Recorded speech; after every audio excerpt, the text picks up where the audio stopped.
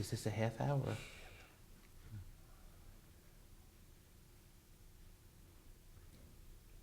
Shalom, welcome to the Jewish View. My name is Rabbi Nachman Simon with the Chabad House of Delmer, together with my co-host Mark Ronich of Statewide News Service and jbiztechvalley.com. Well, Rabbi, we brought in an assemblyman from the legislature who has not been on our show before. How many? That's only about a handful. I know, right? We almost have But everybody there. Jeff Dinowitz, welcome to the show. He represents the northern Bronx area. And it's great to have you here because you've been in the legislature 21 years, and It's great to be here.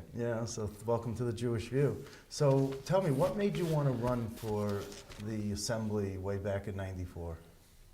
I actually had been involved in politics and in community affairs since before I could vote, and that goes back a ways.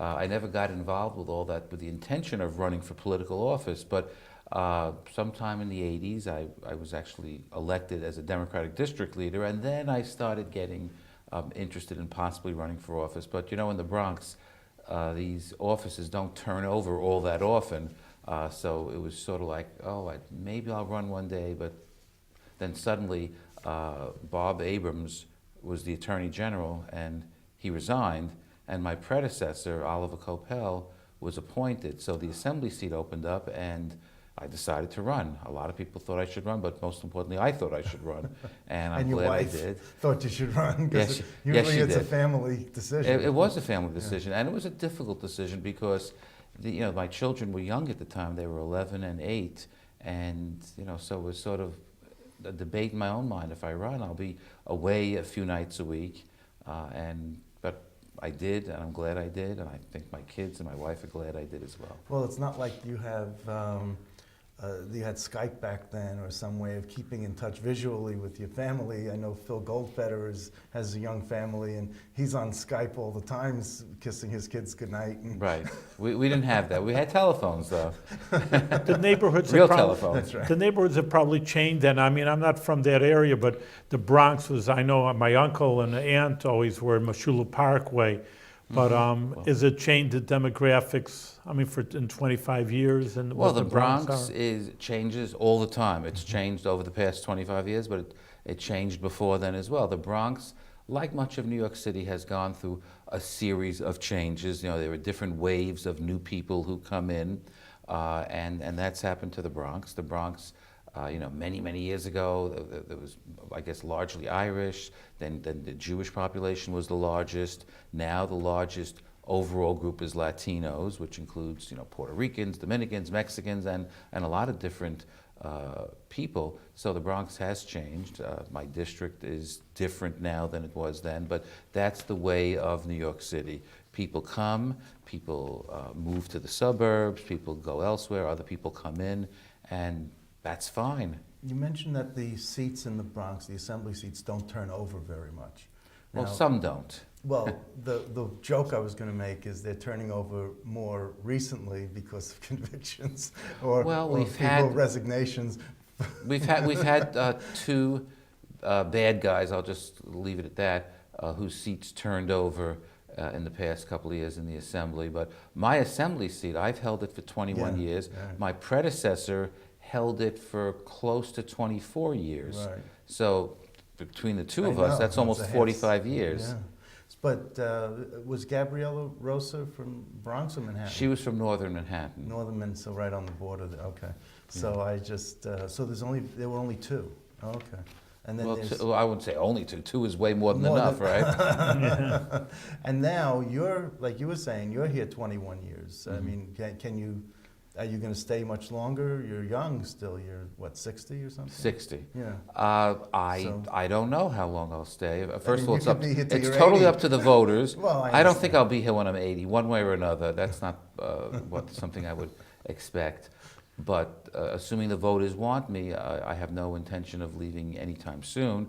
I just had 2 grandchildren, so that kind of changes my way of thinking. Thank you. My way of thinking in terms of what my priorities are. But I love what I'm doing. I love working in the community, and I love the people I deal with. So it's sort of a dream job in that sense. Now, you were an administrative law judge before you were in the Assembly? Yes, for the state of New York. And what department or? The Department of Motor Vehicles. Oh, okay. I have a friend, Tom Woods, who does that up here in Albany. Uh-huh. So Okay. but you're not on the Transportation Committee. No. And I would think that maybe that would be a natural connection. Well, there were so many natural connections I have. I'm on, besides being on the Rules Committee, Right. I'm on the Health Committee, which is of great interest to me. Judiciary. I'm on Judiciary. You chair which is, Consumer Affairs and Protection. and I'm also on Election Law. I Right. love election law. So the committees I have, I think are great committees. I love chairing Consumer Affairs. I had opportunities to move on to other committees in the past few years that some people might consider a better committee, but I love Consumer Affairs. There are So so many great issues. What is your, how long have you been chair of Consumer Affairs? Almost 4 years. Oh, okay, so you're relatively new to Right. it. Were you a member of the committee before you were chair? I was a member a number of years ago, but Oh. you know, when you are named a committee chair, it doesn't mean you had to have been on that Right. committee at that time, because you can be on any Yeah. committees. How close are you with the new speaker, being that you're both from the Bronx? Well, Carl Heastie is a friend. He's an ally. He's in the district next door to me, and in addition, he and I and several others, the borough president Ruben Diaz Jr. We were part of a group that that was dubbed by one of the newspaper columnists as the Rainbow Rebels, because we turned out the old political leadership in the Bronx Democratic Party Okay. back in 2008. That's when Jose Rivera was chairman, and then Carl Heastie took over Yes. from Jose Rivera, who's another assemblyman. That's right. So we've worked very closely together, and while the circumstances of his ascendancy were unfortunate, certainly, I'm thrilled that he's the speaker. I supported him, and I know that he's going to be a great speaker. So you've always been this person who, you know, gets, like, reformers. You're a reformer. I mean, from the very beginning, it says here in your bio that you were, in 1986, you were part of a team of reformers that swept into the party back then. Now you're Right. still looking to be, I don't want to say a rabble-rouser, but you're still got that youthful spirit where you want to see the new blood, you know, Well, come in, even though you're the institutional memory, you know, you're one of the old guard, I guess. At this Well, point. I would prefer to call myself a long-standing member of the Assembly. I don't consider myself old guard. I consider myself a reformer. That doesn't mean I think everything is bad and everything has to be changed, but some things need changing. And I think we have a lot of good people in office. You know, there are exceptions, of course. Within the Bronx political structure, I'm the chairman of the county committee, which I guess would be considered the number 2 position in the party hierarchy. But within the Assembly, because I've been here a long time, I like to think that that I've gotten some good things done, and I can work with a lot of people. So both in the Assembly and on a political level, I probably know a lot of stuff, and you know, that not everybody necessarily knows. So tell me again, you're the chair of the Bronx Democratic County Committee. Right. Carl Heastie Right. was the chair of he was the party chair of the county. executive committee. So, you know. And now you took over from him? No, I'm So- not. There's going to be a new chair of the executive committee elected very, very soon. Right. And I didn't think I missed that. Okay. no, you'd probably hear about So- that somewhere. So who do you expect to be the new chair of the Bronx County? Well, I guess we'll know in a few days. But who do you expect? I expect that it'll be somebody good. No, I understand. Anyone we all know, or I just? think so. I mean, I don't want to, you know. Well, let's put it this way. This is not live, and this is not going on the air right away. So you could tell me, and it'll still be news, the old news by the time. Well, I everyone don't sees want it. to like So- undercut the news when it happens. Believe but me, this show you won't I be expect doing one of that. my colleagues is likely to be chair, and I expect that to be Assemblyman Crespo. Oh, okay. Oh, I And got the he's same Spanish name as him, Marcos. He's a good guy. Okay. I think he'll do a good job. Yeah. No, he is. He's a very nice guy, very personable. I agree. Yeah, that's But very I nice. certainly would hate to scoop No, you're the not- meeting, but since I this will take promise place you- after the meeting, it doesn't you- matter as much. You won't be scooping. We're not going to. He's an assemblyman, I don't know Yes, who this he's a- person is. Yes, he's an assemblyman actually representing the district that I spent the first 10 years or so of my life living in, which is in Soundview, which is a section of the Bronx. Now, I was going to say, you were talking about the change of your district being from, Jewish to more Hispanic, and I see now you're a member of the Puerto Rican Hispanic Task Force. Well, So- I've always been on that because I do have a fairly Okay, so it's significant nothing about Hispanic. your background that we don't know about that has some Hispanic Not- background. Not that I Dinowitz? know of. No, my district is actually a very interesting district because Yeah. we have several different neighborhoods, and we have a community called Woodlawn, which Yes. is in the very northern tip of the Bronx. Woodlawn is a heavily Irish community. Then I have another neighborhood, Wakefield, which is heavily, almost entirely either African American or Caribbean American community. The Riverdale community has a significant Jewish population, but there are other groups, Hispanic, Irish, and very diverse. Melting pot. Yeah, it really is. Then the Kingsbridge is largely a Latino area. And that was a heavily Jewish community. I had relatives who lived there, cousins of mine who lived Yes, there. Yeah. and in fact, I lived there many years. Yeah. And then the Norwood community is really talk about melting pots. You not only have Latino, you have East Asian, you have a little bit of this, a little bit of that. And that's kind of what makes my district so interesting. And then I Van think. Cortlandt Village.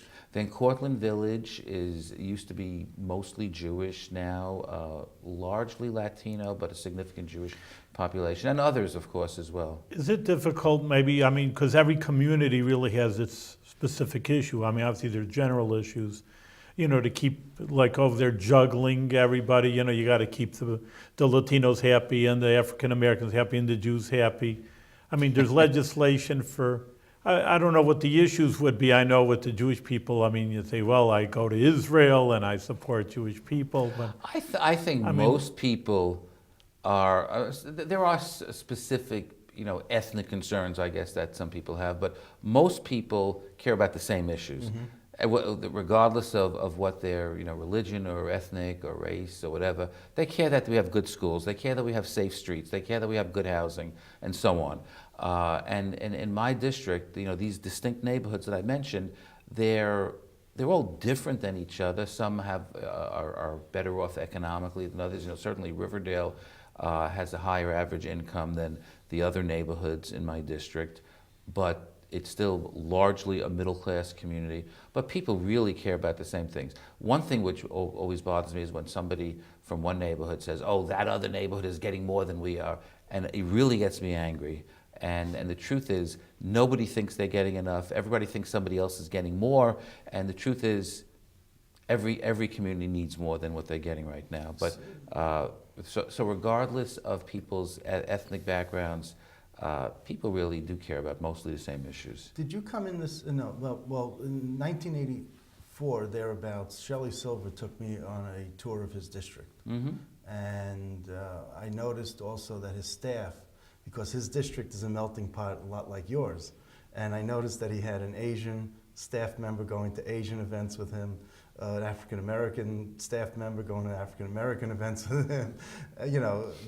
So do you have that? And it makes sense to have a staff, that's diverse and will go with you to these various community events. One thing I've never done is hire somebody because of their background. Is my staff diverse? Some people would say yes, some people would say not enough. Do I bring, if I go to Woodlawn, do I make sure I have an Irish person with me? The answer is no. Oh, okay. That's not how I do it. Some people do it that way, and that's perfectly fine. Yeah. But when I look at, look to hire somebody, when I look at resumes, I not only don't do that, but I refuse to do that because I just don't think it's right. I'm not going to say, oh, I need to have a Jewish person for this, for here, so I'm going to hire somebody who's Jewish over somebody who's not Jewish, or vice versa, as the case may be. Well, I don't think it's they're right. culturally sensitive. those, you know, Well- and you get to know, and people who are calling, constituents who are calling, might feel greater affinity if they hear an Asian name on the other line, as if they're calling from Chinatown, let's say, you know. Well, I'm just, as an they example, might, you're you right, know. but that's just not how I do it. The Okay. one thing I do make sure is that I always have at least one Spanish-speaking person on my staff, because I think that's just an absolute necessity. Mm-hmm. And I don't necessarily limit it to one, but I think a bare minimum, you have to have somebody who Right. speaks Spanish, because we do get a good number of constituents who either only speak Spanish or maybe primarily speak Spanish, and we want to make sure that people you know, get the full services they need. Right. And in our community, if you don't have somebody who can speak both English and Spanish in the office, then it could be a problem, and it wouldn't be really fair to the constituents. So let me ask you this question without having it come off offensive, because I don't mean it to be in that way, so please don't read into it. Will Carl Heastie be good for the Jewish community, and will still continue to acknowledge and honor the same ceremonies that have always gone on under Shelley Silver's reign? I haven't specifically discussed that with him, but I can only tell you my experience with Carl Heastie, and that is that he has been very good to work with. He's been sensitive to the needs of all communities. I've worked, I mean, he and I have both been together as an Assemblyman now for 14 years, since he was elected in 2000. And more specifically, since he's been the party chairman in the Bronx, we've really worked very closely together. And I think that's how he is. He understands that in politics, if you want to get things done, if you want to succeed, you have to build coalitions. And that's what he's done. And so I have no reason to think that that the Jewish community will be any worse off because the speaker is not Jewish. I mean, listen, there were Jewish speakers for a long time in the Assembly. 6 out of the 7 previous speakers have been Jewish. As long as I know, I think since Stanley Perry- Steingart became speaker, There was which Weinstein, and then Durier, and then Steingart, and then. so we've had Jewish speakers straight through So, since right. 1975, Well, and you know, I guess that was a good run, you might say. But that doesn't mean the speaker always has to be Jewish, any more than the speaker in the future will always have to be African American. Right. The speaker should be who the best person is, who the most members support, and I have absolutely no question in my mind that as Speaker Carl Heastie will do right by all of us. And you've been at the celebration of the Rebbe's birthday. You've been when they had the luncheon, and you know they get out Yes. the matzah, and you've been there for that. And you've been at other events, Tu B'Shvat events that have been at the Right. Capitol. So I mean, hopefully those will continue, those cultural and ethnic. I you know, assume they will. You can make sure too. you know. I guess I could ask, but Okay. it never even occurred to me that it wouldn't continue. Oh, all right. Well, I mean, let's- there are a lot of events that take place Yes. each year in Albany. Yes, there are. Events- Turkish, Canadian Yes. Day. I And you know what? It's yeah. nice. I don't necessarily go to every last Right. event, but it's really nice that we recognize, we celebrate the various groups that that are comprise New York State. Yeah, you're right, and I just wanted to make my pitch to make sure that these things continue and don't fall off the plate. I'm sure they won't. What are the big issues in consumer affairs that you're dealing with these days? Well, there's actually a lot of interesting issues. One of my favorites is because it's legislation of mine. I have legislation which has passed the Assembly twice, and we're working and hoping that it'll pass the Senate. It would create a New York State Office of the Utility Consumer Advocate. Uh-huh. And what that is, and I would just start by saying that 40 other states have a Utility Consumer Advocate office. New York does not, and is the largest state that does not. You know, when there were discussions about rate hikes and other things that affect all of us, because we're all utility consumers, the only people who don't have a seat at the table for those discussions are the consumers. The Public Service Commission does not represent consumers. That's not their job. So when there are rate hike discussions, we all get left out. And that's why other states have this office. In fact, states such as, I'll give you a few examples, California, Connecticut. In California, when they created this office, the amount of money which the taxpayers put up to run this office and I don't remember the exact amount, but the amount of money that consumers saved as a result of the office was 160 times the amount spent, meaning that if $1 million was spent, consumers benefited to the tune of $160 million. Now, not individually, but spread out among all consumers, right. obviously. It's a big state. Same thing has been true in Connecticut, and in different amounts and proportions. That's been the experience, because the utility consumer advocate can have a seat at the table, can advocate, can try to fight rate increases, can be involved with legal proceedings, both on the state and the federal level. And the only people who would oppose a consumer advocate are people who are more loyal to the industry than they are to the consumers, the very consumers that they represent. Which are your Senate counterparts? Well, I don't want to paint the entire body with the same brush, but certainly there are some people in the Senate who oppose this, clearly. Do you have a Senate sponsor? Yes, we do. It's Senator Savino. Oh, well, that's somewhere in the middle between Democrat and Republican. So that's one of the very interesting issues we have before us in the committee. I remember way back when, I've been around 35 years here, and I remember Lisa Rosenblum used to be the consumer advocate within the Public Service Commission. I don't know if they did away with her position. I know she moved on, but she was that person within the PSC who always advocated for the consumer. Well, we need an office whose sole job it is to represent the consumers, to advocate for the consumers, and there's no question. And I have Con Ed and it's not just electric, by the way. It's other utilities, but specifically people care about their electric rates, and it's really a terrible situation. I know this will benefit everybody. Do you know that when Con Ed or any other utility, when they are putting in for a rate increase, they spend a lot of money on lawyers and other expenses in order to get this rate increase? It could be millions of dollars. And the utility pays for it. Well, we pay for it. Utility ratepayers pay Exactly. The costs of raising our rates are paid for by us. Can you imagine? We pay to raise our own rates. That's how it works now, and it's wrong, and we want to change that. Now, what about the Consumer Protection Board? That was dismantled. The governor put it under, I guess, the Department of State or whatever, but it used to be its own office. Is this the next iteration of that Consumer Protection Board? Well, this would be separate and apart from that. The office within the Secretary of State is very tiny. In fact, it only has a handful or two of employees. It's really very small. There's very little budget. So we're concerned because... Is this the next iteration of that separate office of the Consumer Protection Board? Oh, I think this will be something more significant.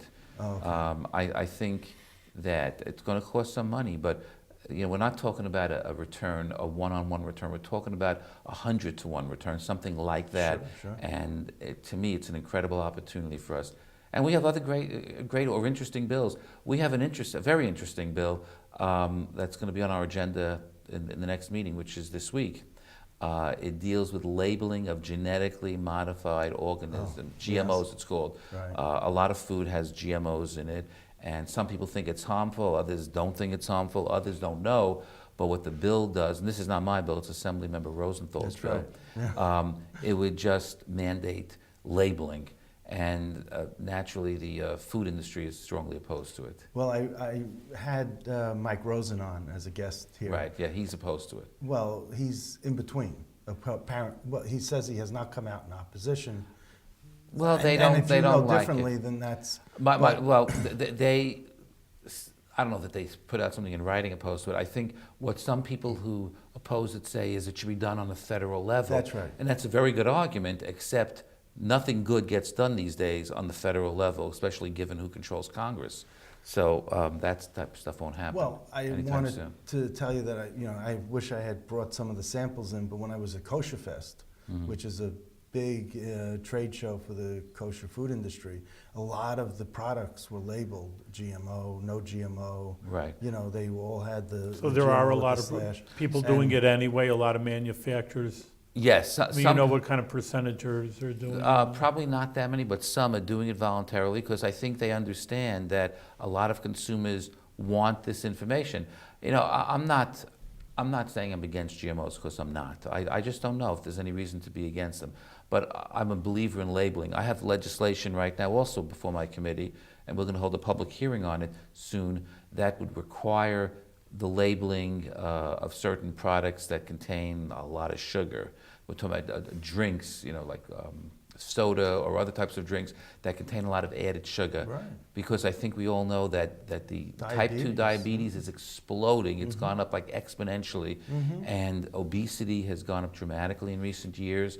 And the cost to the people in the country is tens, if not over $100 billion in terms of added healthcare costs as a result of overconsumption of sugar. And this ties in with your health committee assignment too. Yes. So I'm not saying people are going to be banned from consuming sugar. I wouldn't say that, although some people are like, oh, you can't force us to do this. No, but it's good to know. I mean, when information, knowledge is power. When they're labeling calories on a menu, right. I mean, that's something that you look at and you say, I didn't know that. I'm not going to eat that. I know, it's almost depressing when you look at some of those menus these days. I know, the calories just in one, slice of chocolate cake or something, But it's important for people to have the information. Yes, it's not, Mayor Bloomberg a couple of years ago wanted to ban sodas over 16 ounces. And I thought it was a well-intentioned idea that was probably unworkable. And I'm not suggesting we ban anything. I'm just saying that this is legislation, and I expect it to be come out of my committee, because I know the chairman. But this legislation just will give information to people. If people still want to consume beverages with ridiculous amounts of added sugar, they're free to do so. But some people will decide not to, just like we have the labeling on cigarettes. Yes, I was just It doesn't ban cigarettes. It gives a warning that cigarettes can be harmful to your health. And just like we have labeling of kosher food. Exactly. It tells you. People have a right to know. What's kosher. So the sugar labeling essentially says that the added sugar can lead to obesity, diabetes, and tooth decay. Okay. Which is also important. Yeah, it is. And if Joel Miller was in the assembly, he'd agree with you. Exactly. He used to be a dentist. He was a dentist. He was a former assemblyman. That's really, I've been wanting to follow the GMO issue ever since Linda Rosenthal brought it up a couple of years ago. Right. But it hasn't made it through the Senate at all. I mean, no. It did pass the Assembly last year. It was reported out by the Consumer Affairs Committee last year, but it then has to go to the Codes Committee. Yeah. Any bill that has any kind of penalty, even if it's a $50 fine, has to also go through the Codes Committee. So a lot of bills that come out of my committee have to then go to Codes. So her bill, I guess, died in Codes last year. And it'll be, have you spoken to the chairman, Joe Lentol, about?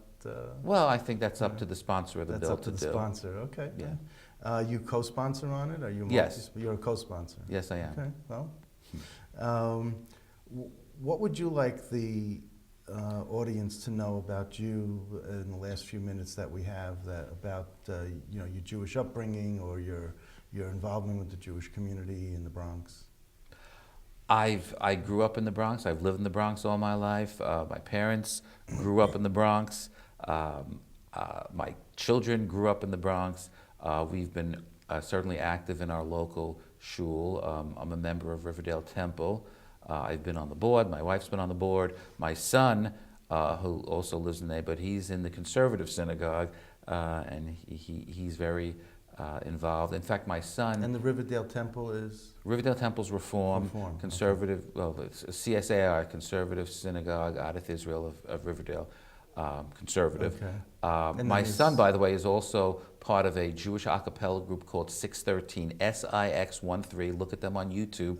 They just did a Hanukkah video this past year, which I think has about 1.7 million hits right now. Really? I mean, it's we obviously should get them We'll many have to hits get on them- over here. We should Yes. get them up here Yeah, I to know. perform in Albany. Yeah. They've performed in Israel. They've performed in other countries. They performed around the United States.